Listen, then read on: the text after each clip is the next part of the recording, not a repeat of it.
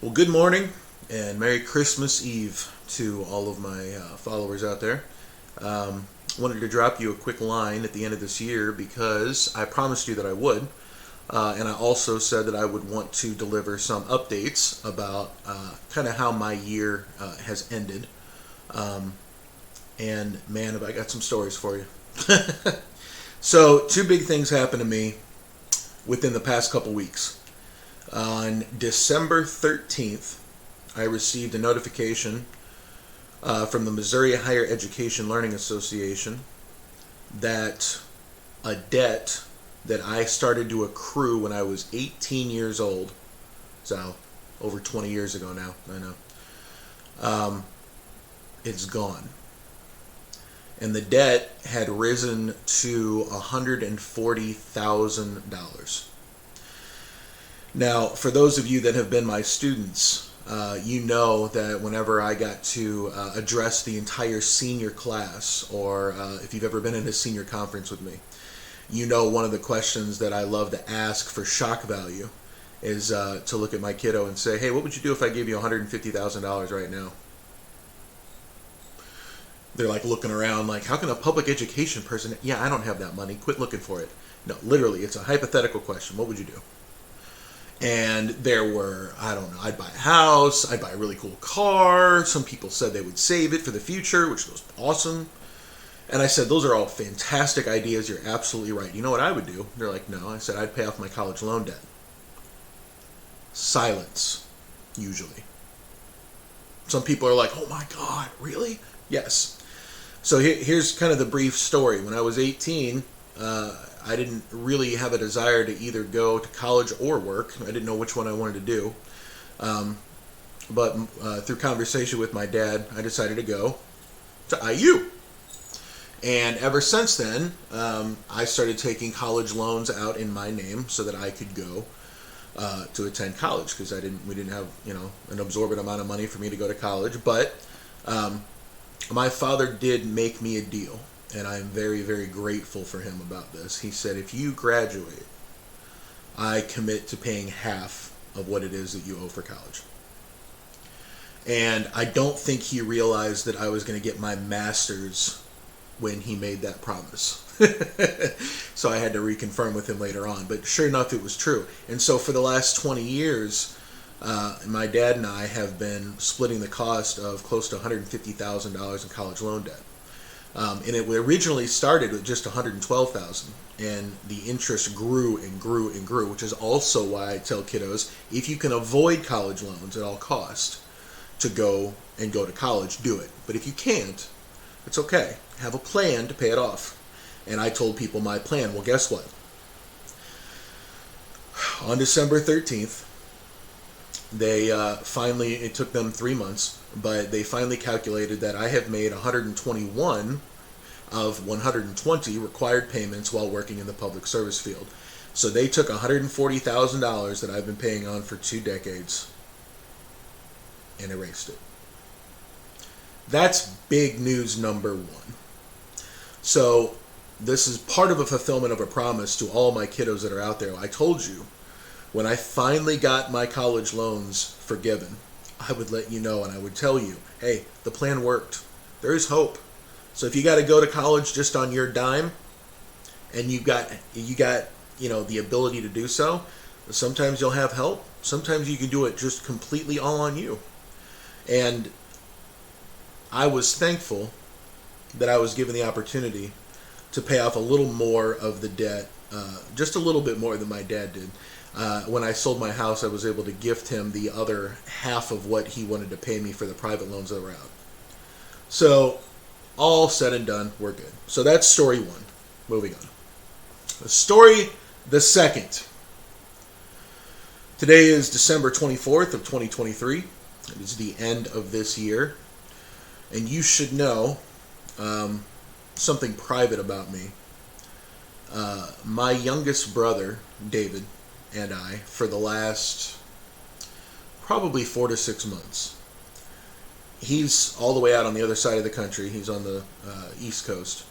But every Sunday night, religiously, for the last 4 to 6 months, He and I have hopped on a program called Discord, and we sat in a channel on our headsets while we studied for our respective examinations in our profession. My brother David is in the IT field, and he studied his butt off to pass his system administrator's test. So for all of you guys that are out there working in IT, you know, that's a big accomplishment for him. And he got his done earlier than I did, much to my chagrin. But he and I made a promise.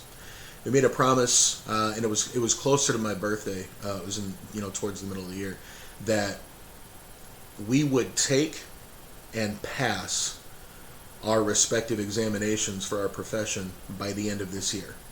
And it was like a brother pact type of promise. Like, you are going to do it. Regardless of anything that's been going on in your life, we're going to make this happen. We're going to do it. Well, guess what? 2 days ago, I sat for the National Counselor's Examination given by the National Board of Certified Counselors. This is the test in the counseling profession that is akin to, and not in severity or rigor, but in my profession, this would be akin to like the bar exam for a lawyer. It would be the MCATs for anybody going in the medical field. It would be your big test that licenses you as what you want to do. Doctor, lawyer, anything that requires a very specific type of license or certification. And I looked it up. Right now, there's less than 200,000 therapists that are in this country alone, and 200,000 therapists for 340 million people. That's a big caseload. It's only 0.06% of the entire population are licensed therapists, and this is a goal that I had worked for and wanted to work on when I knew that I wanted to get out of public education. And public education for me, you guys have to understand something. I've absolutely loved working in public ed with the kids. And if public education were, oh man, what's the right word for this one? Better. We'll just go with better for right now. Improved. Then there would be a lot more of a draw to stay. So I'm going to tell you guys something. Now that I've gotten my college loans forgiven, and I no longer need to work for public education, and a week later I passed the examination to become a licensed therapist, you guessed it, kiddos, it's time. I'm finally going to become a licensed therapist. I am finally going to become a licensed counselor in the facet that you would most see a therapist. And for many of my kiddos, especially a lot of you guys that have been following my channel on here, you've been dying and waiting. Molohon, please become a therapist so I can start talking to you again like we did in high school. I can't even tell you how many times I've heard that, and every time I do, it just makes me smile. It makes me feel like while I was at Middlebury, the people that I served, the kids, the families, they knew. They still know to this day. And it's still something they want in their life, which, unfortunately, the public education people out there didn't quite feel the same. And for me, you have to understand where my heart goes in this. I will always be working with kids. I will always probably be working with the high school age group in some capacity. And if it's not as a public education employee, it'll be well, you guys have seen me at basketball games. I wasn't a counselor then. I was a pep band director. And between my desire to be at my kiddos' sporting events and cheer them on, or eventually even get into youth ministry at the high school age level, I'm not going anywhere when it comes to working with kids. I'm just removing the people that tell me how to do it. So the real mic drop is when you can look at your employer and say, you're right. Whether I am here next year is completely up to you. But that'll be me making the choice, not you. And the way things are looking right now, you may want to look for a replacement.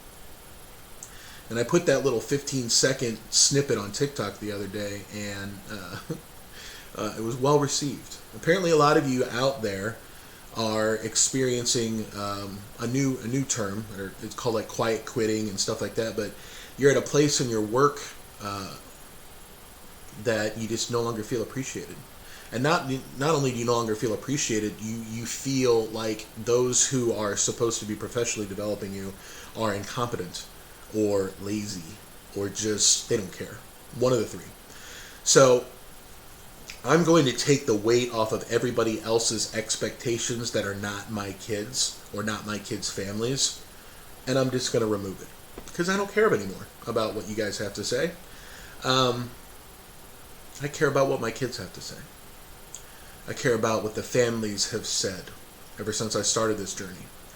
And I care more about their hearts and their development and their ability to think as adults than I care about trying to encourage them to be regurgitation model test takers so that they can have good grades, so that the school can look better.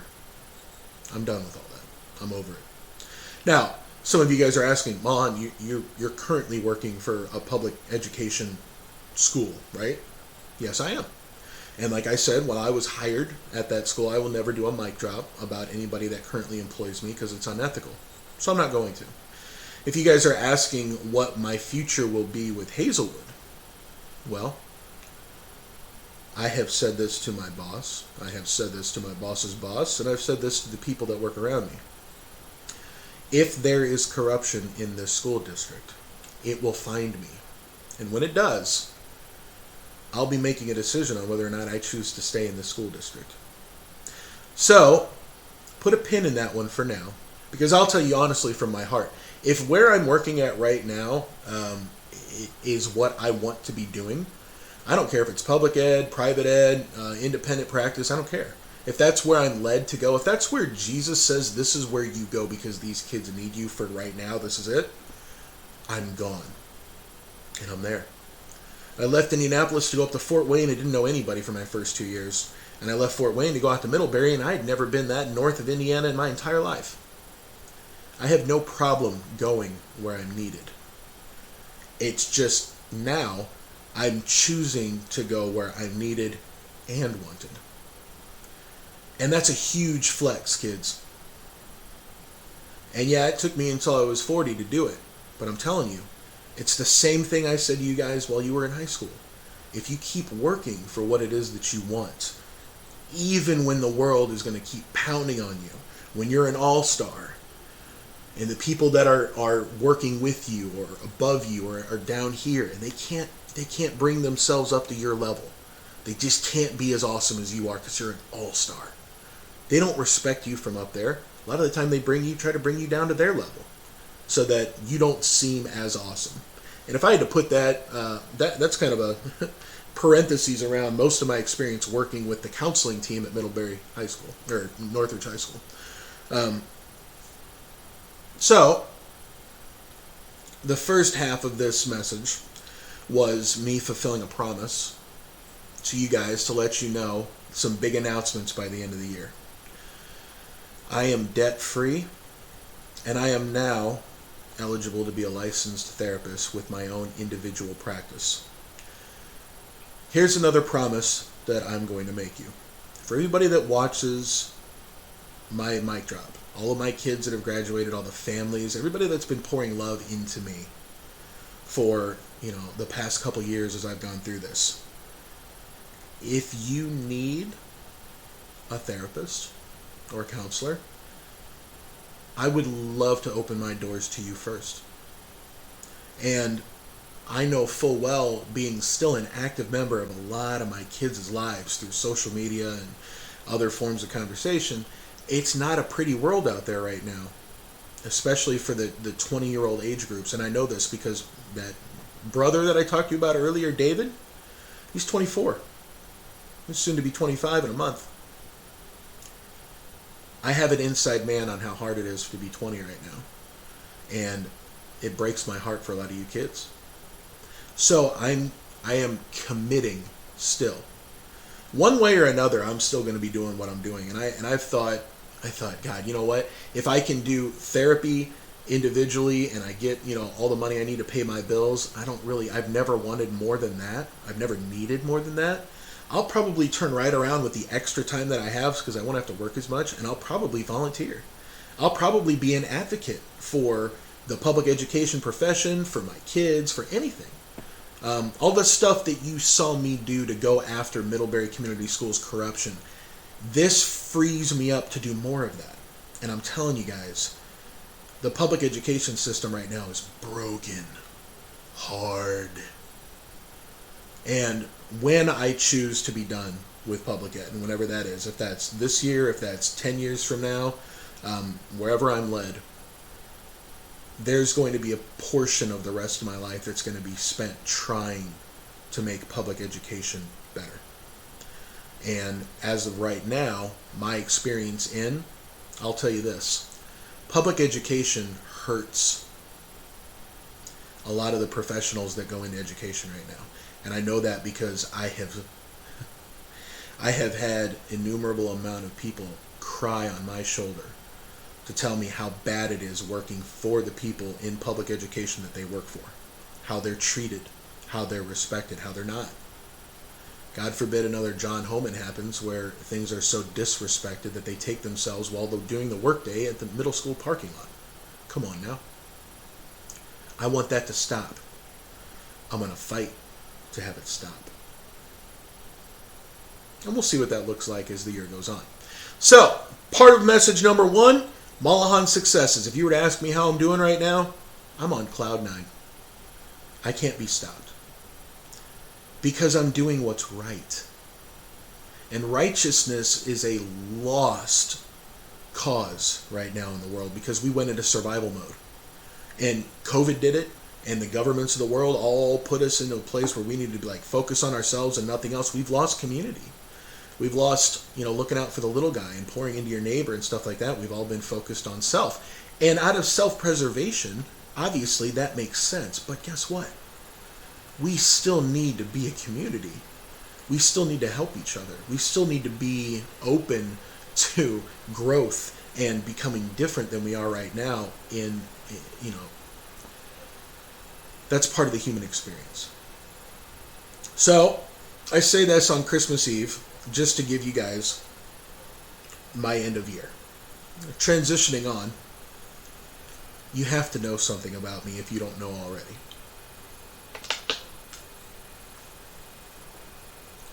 And this may come off a little more... No, it's not even going to come off evangelistic. This is the truth of my life. And this is the Mic Drop channel.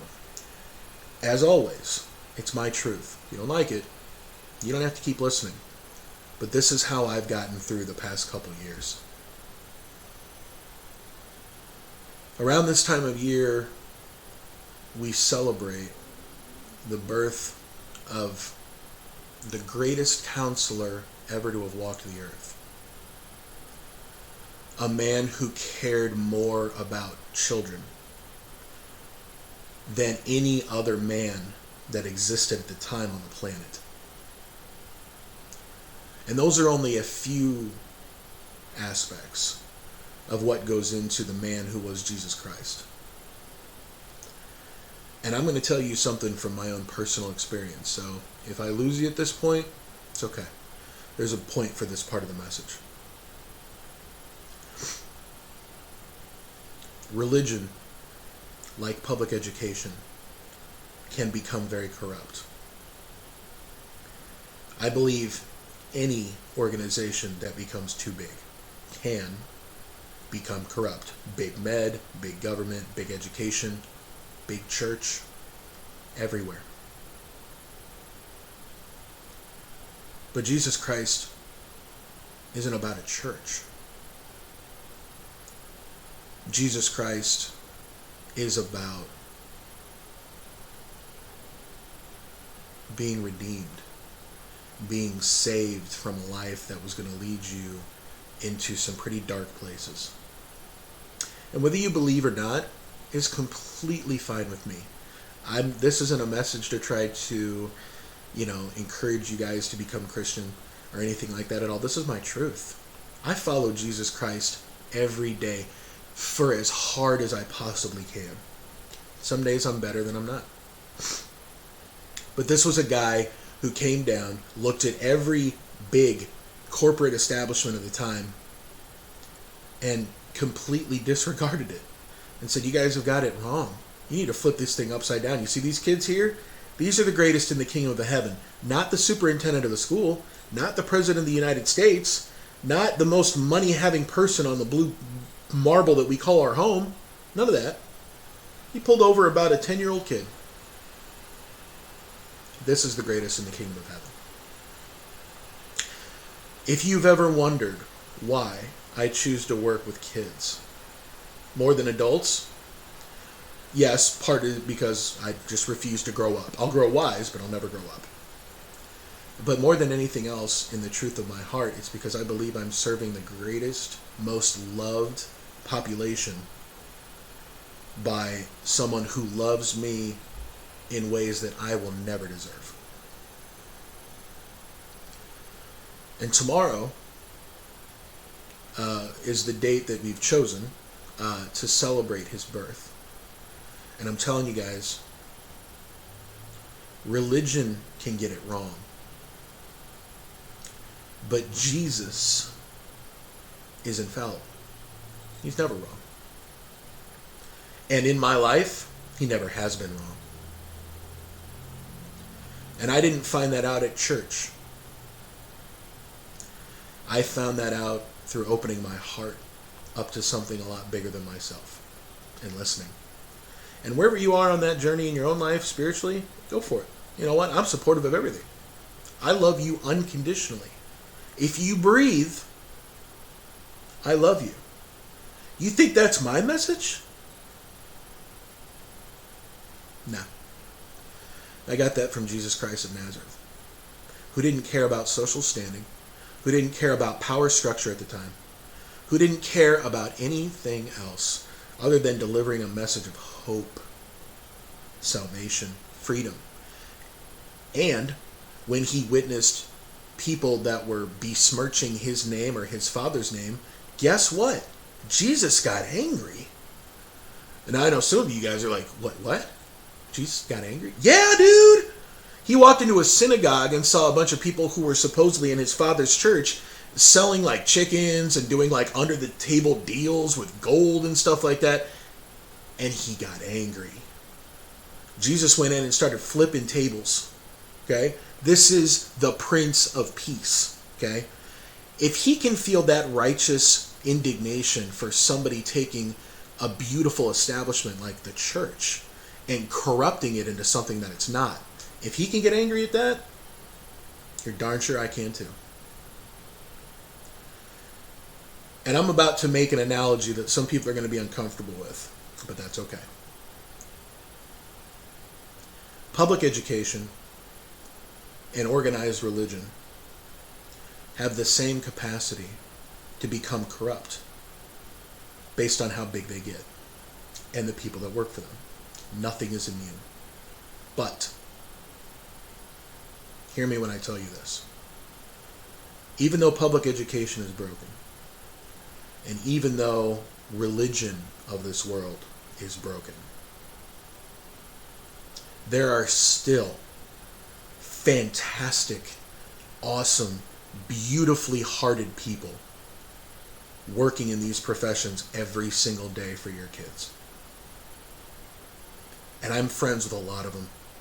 And they are good-hearted people that are feeling the same pressures that I am to act a certain way or behave a certain way, instead of unconditional positive regard, unconditional love, and just being present. So to all of us that are out there, that are the individuals amidst the corrupt organizations, and this, you know who you are. It's not limited to just school and church and government. It's everywhere. For all of you that are fighting that fight, to stand up for what you believe in, for what you know is right, if you are fighting for righteousness, I love you. And you're awesome. And I want to be your friend. So reach out. Because I'm probably creating a small army of the righteous that are trying to go out and really, really make a difference in the corrupt establishments that exist. Not necessarily the corrupt people. Not necessarily the corrupt ideas. But the things that have been established that do nothing but perpetuate corruption, that stuff needs to stop. And I'll be on a mission to do that for the rest of my life. And I just made it so that the only people that are paying me are the people that are receiving my services directly, with nothing else. If I become an individual counselor, if I become my own practice and a therapist, it's me and you. No corporate, no anything. It's going to be whatever you get out of it, which is how it should be. You shouldn't have to worry coming into a counseling practice whether or not I've got some corporate entity over my head trying to push a certain theory or maybe even a type of psychotropic drug or anything like that. Nothing. Unconditional positive regard. 100% of the time. No expectations. This is what I'm going to fight for going into 2024. And as I try to keep my messages about 30 minutes, and I'm getting close to the end here, please know that the last 5 years of my life have been the hardest that I've ever lived. And I've been through some stuff I wouldn't wish on my worst enemy. I wouldn't wish on anybody. But I'm still here. And I'm becoming more powerful than I was before. And I'm becoming less restricted with that power. And it's not going to stop. Because I know in whose name I come. And there is no established order or established government or organization down here that is more powerful than what lives in here. That's my truth. Now you know it. Who do you think was sitting at that table on Friday helping me to make sure that I passed the test? He's ready for me to move into that level. So guess what? He was there. I felt it. I also felt my grandmas from up in heaven kind of cheering me on, which I understand a little bit more about my whole pep bandiness now, because I'm pretty sure my grandmothers loved their grandkids probably more than life itself. And I could hear that. And I lost my grandmother earlier this year. And I made a promise to her when she was on her deathbed that if she could beat what she was fighting, that I would beat what's trying to kill me. And my grandma won. She won first. Because she gets to hang out with Jesus every single day. Man, that sounds like a lot of fun. Can you imagine the counseling lessons I would get? Holy cow. But I won too. I fulfilled my promise with my brother by the end of the year. And I would not have been able to do it without the help of Jesus Christ living in my heart and ministering to me in every way possible. So if you hear anything else at the end of this message, hear this. If you don't know who the man of Jesus Christ is, if you don't know the 3.5 years that he walked into his ministry, leave religion alone for a little bit and go pick up the Gospels. Read Matthew, Mark, Luke, and John. It's 4 dudes that walked around with Jesus and just wrote down everything he did. And then make your own choice. Just like I've always said. Become informed and make your own critical and analytical thinking on what lives in your heart, spiritually and beyond. Do it. But if you don't know who Jesus is, it's Christmas. It was named after him. It's about time. And if you want help, nothing would give me more joy. Honest to God.